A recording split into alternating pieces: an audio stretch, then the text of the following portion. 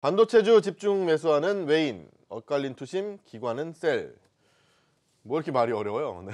아무튼 자, 기관은 좀 팔고 있고 외국인은 담고 있고 뭐 삼성전자, SK하이닉스 얘기인 것 같아요.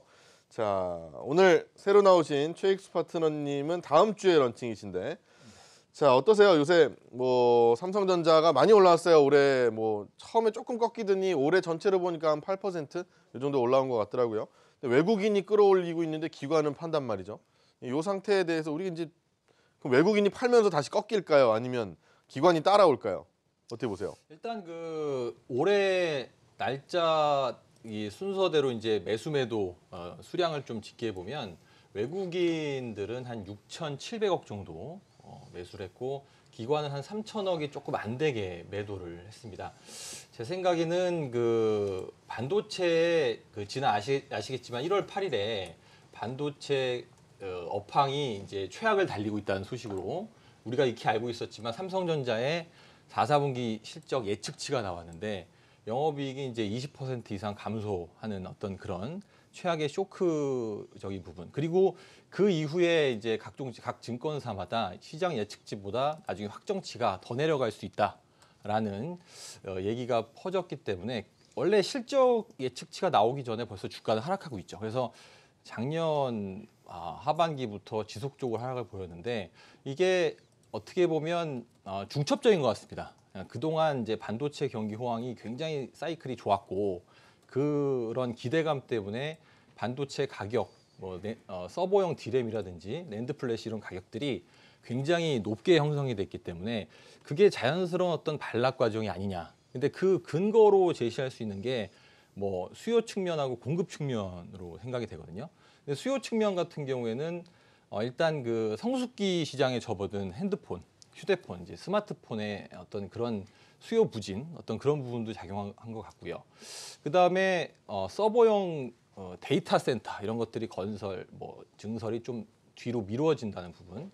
그리고 공급 측면에서 보면 어떻게 보면 그 세계 3대라고 해서 삼성전자, 도시바, 마이크론 쪽에서 서로 이제 눈치 보면서 어떤 신규 증설을 계속 계획을 했는데 이게 보니까 가격이 이제 가파르게 올랐기 때문에 그런 니즈가 생기잖아요. 우리가 네. 이제 보통 상품 가격이 올라가면 더 만들고 싶죠. 더 많이 네. 팔고 싶고 하기 때문에.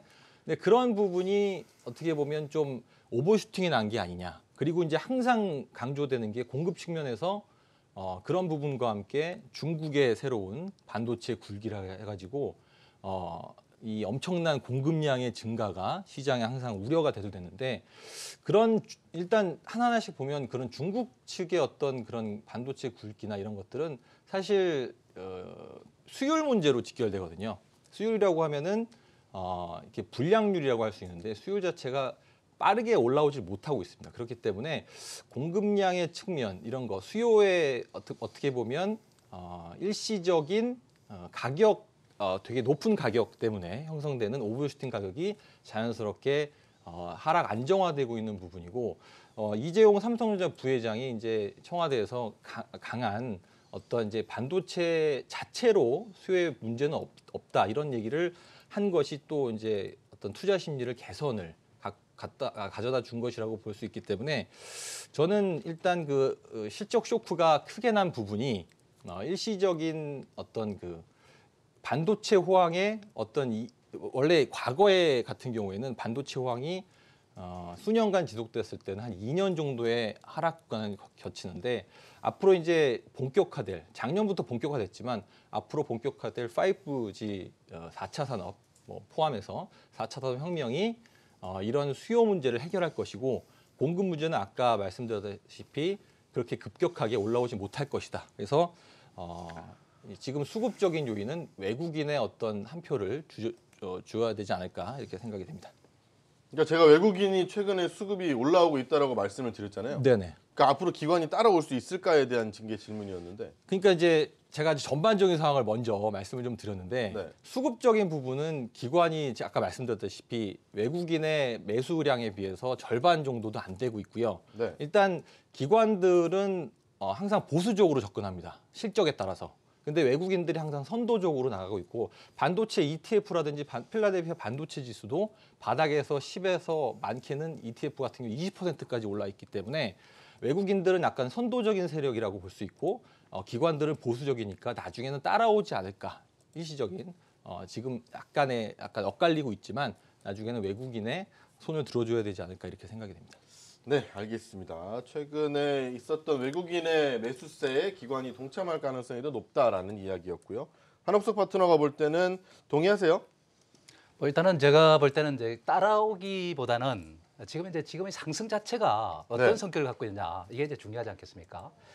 외국인들이 지금 이제 매수를 하는 것은 제가 볼 때는 뭐 여러 가지 요인들도 많이 있고 지금 방금 이제 이야기했던 내용대로 그렇게 되고 있다 이렇게 우리가 봐야 될 것 같습니다. 근데 중요한 것은 뭐냐면은 지금 이제 올라가게 된 배경 또 매수하게 된 배경이 뭐냐 이것을 우리가 잘 봐야 되겠는데 그것은 역시 아무래도 일단 펀더멘탈 상으로 본다면은 저평가 상태에 있다 이렇게 봐야 되겠죠. 우리의 코스피 지수가 지금 이제 퍼상으로 봤을 때 10배 미만에 있었던 것도 일단 사실이고 또 PBR 자체도 역시 1배 미만으로 떨어진 것이죠. 저평가된 상태입니다. 그것을 무엇이 주도했냐면 삼성전자가 주도했다 이렇게 봐야 되겠죠.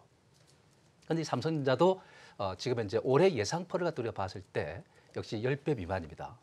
그리고 또 일단 PBR도 지금 이제 1배 수준에 있습니다. 이렇게 되면 절대적으로 저평가되어 있는 거죠. 그러다 보니까 이제 외국인 투자가들이 지금 주식을 갖다가 좀 매수해 주는 것이다 이렇게 우리가 봐야 되겠습니다. 그래서 삼성전자가 지금 이제 갖고 있는 그런 어떤 역시 여러 가지 펀더멘탈 상으로 일단 뭐 영업 환경이라든지 이런 것은 절대적으로 좋은 것은 아니다. 그런 관점에서 본다면은 이 외국인들이 사는 이유 중에 하나는 이런 저평가된 상태에다가 지금 이제 미국의 달러 가치가 금리 인상을 못한다면 떨어질 거다 말이죠 올해. 그렇게 됐을 때 달러 자산에 대한 선호도가 떨어지고 상대적으로 일단 원화 자산에 대한 달러가 떨어지면 상대적으로 원화 값이 올라가니까 원화 자산에 대한 수요 측면에서 우리가 봤을 때는 좀 강화될 만한 요소가 있다고 보는 거죠. 그래서 포트폴리오 어떤 안배 차원에서 신흥국의 대표적인 한국 증시에서 좀 매수를 해준 게 아닌가 싶습니다. 이런 차원에서 우리가 봐야 되는 것이고 기관 투자가들은 지금 현재 매도를 갖다 이렇게 해오고 있는 상태인데 외국인이 사면은 이제 뒤에 좀 따라오긴 하겠죠. 네. 그러나 이것은 근본적으로 뭐 삼성전자가 일단 뭐 실적이 좋아가지고 앞으로 비전이 있어서 지금 이제 매수하는 것은 아니기 때문에 제가 볼 때는 따라오더라도 그렇게 많은 매수를 하기가 좀 힘들 것이다. 네, 그렇게 본다면 이번 상승은 좀 한계성이 있다 이렇게 보는 겁니다. 때문에 삼성전자에 대해서 너무 지나치게 우리가 낙관적으로 보거나 그런 것은 좀 무리가 있지 않을까 하는 생각이 듭니다. 경기 부진 속에서 당분간은 반도체 경기는 이제 하락의 어떤 시작이라고 이렇게 보는 것이고 스마트폰 역시 마찬가지로 역시 지금은 이제 태조 상태에 있는 상태이기 때문에 지금 좋은 여건을 갖고 있지는 못하다. 그렇기 때문에 한계성은 분명히 있다. 제한된 범위 내에서 상승이다. 이렇게 보는 것이 맞을 것 같습니다. 최근에 뭐 삼성전자가 많이 올라왔고 SK하이닉스도 뭐 그래도 뭐 괜찮은 주가 퍼포먼스를 좀 보여주고 있는데 그래도 이게 더 치고 나가기에는 사실 뭐 어차피 펀더멘탈이나 이런 실적이 받쳐줘야 되는 건데 실적을 받쳐주지 못할 수밖에 없는 영업 환경이 즉 좋지 못하란다라는 얘기겠죠. 그래서 좀 제한적인 상승에 머물 수밖에 없다라는 반대된 이야기가 나왔습니다. 강준혁 파트너가 볼 때는 둘 중에 어느 쪽이 좀 더 매력적으로 보이세요? 일단 뭐 제한적으로 보시는 게 맞는 것 같고요. 일단 네. 내일부터 시작을 해서 삼성전자는 지금 변곡점에 와 있기 때문에 만약에 보유하신 분들은 내일부터는 조금 주의를 해서 좀 봐야 되지 않을까 이렇게 먼저 말씀을 드리면서 왜 그렇게 언급드리는지 좀 언급을 해드리도록 하겠습니다.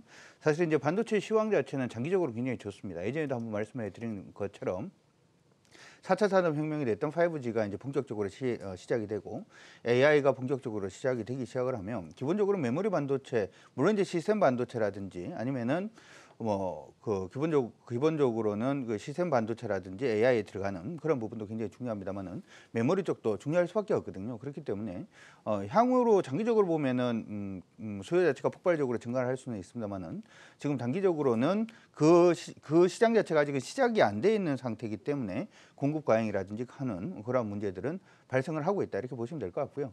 왜 이제 제가 이게 지금 단적으로 지금 흐름 자체가 좀 단기적일 가능성이 없다 이렇게 먼저 말씀드렸냐면 이전에 언급을 해드린 것처럼 D램 익스체인지 인덱스 소위 말해서 이제 현물 가격 지표가 지속적으로 하락을 하고 있기 때문에 이제 고정거래 가격 부분도 이제 하락할 가능성이 높죠. 그러면 메모리 쪽에서는 일단 실적이 좀 둔화될 가능성이 높다 이렇게 생각을 해볼 수가 있을 것 같고요. 이렇게 생각을 한다면은 지금 올라가고 있는 것이 실적 때문은 아니지 않느냐 이렇게 생각을 해볼 수 있을 것 같습니다. 실제로 우리 라이온 투자분들께서 요즘 반도체가 좋나라는 생각 때문에 마이크론 테크놀로지가 됐든 인텔이 됐든 퀄컴의 차트를 보시게 되면 삼성전자는 꾸준하게 오르고 있는데 이들 차트는 지금 오르고 있지는 않습니다.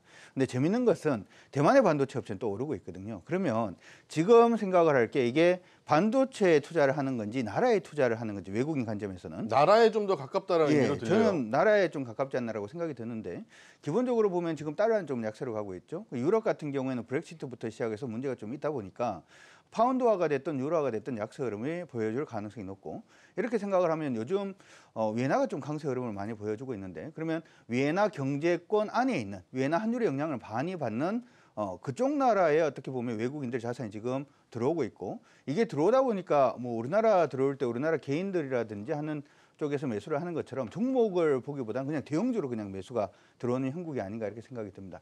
이 부분 자체는 우리나라하고 대만하고 지금 같이 그렇게 들어오고 있는 모습이고요. 실제적으로 대만 같은 경우에도 TSMC가 지금 5일째 지금 상승을 해주고 있는 모습이기 때문에 현재의 상승 자체는 반도체 업황의 회복이라든지 하는 쪽에서 여러분들이 관심을 가지시기보다는 단순히 수급적인 문제다 이렇게 생각을 하시고 내일부터 시작을 해서 삼성전자가 만약에 오늘 저가 가격권을 이탈하는 그런 모습을 보이면 단기적으로는 차익을 실현해야 되는 그런 시점으로 보시는 게 좋을 것 같습니다.